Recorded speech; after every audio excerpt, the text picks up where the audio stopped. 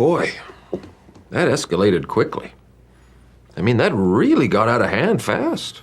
It jumped up a notch. It did, didn't it? The Springboks rounded off a fantastic year with a 73-0 victory over Wales, which even with the Springboks' sheer firepower, was admittedly a surprise.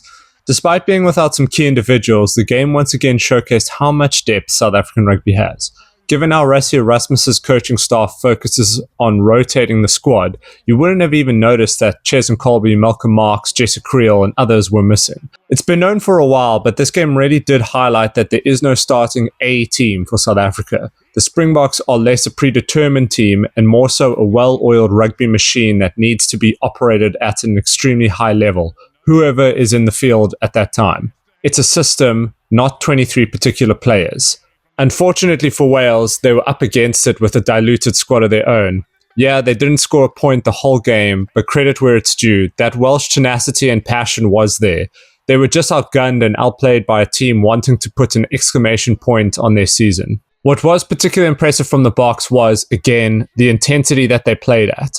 It's been a long year for them, and with this essentially being an extra game that fell out of the usual tour window, it would have been somewhat acceptable to see a little less clinical performance.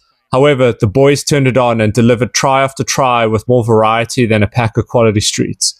Mauls, powerful scrums, pick and drives, quick taps, set-piece moves, opportunistic chase downs, it was all there. But the most impressive thing was that even in the dying moments of the game, with the Welsh on the Springboks try line, the Boks continued to defend as if it was a World Cup final. Now, rugby is a brutal sport and things can change rapidly, but this Boks side seems to have unlocked another dimension to their mental game. The flick passes, flair, and big tackles are all great, but the psychology to play the way that they do is just wild. I mentioned it in the previous video with their win over Ireland, but Rassie Erasmus has sharpened their psychological element to the point where the scoreline or opposition doesn't affect their confidence or determination. And this makes the Boks the prime team to beat in 2026, whether they're wearing green or white.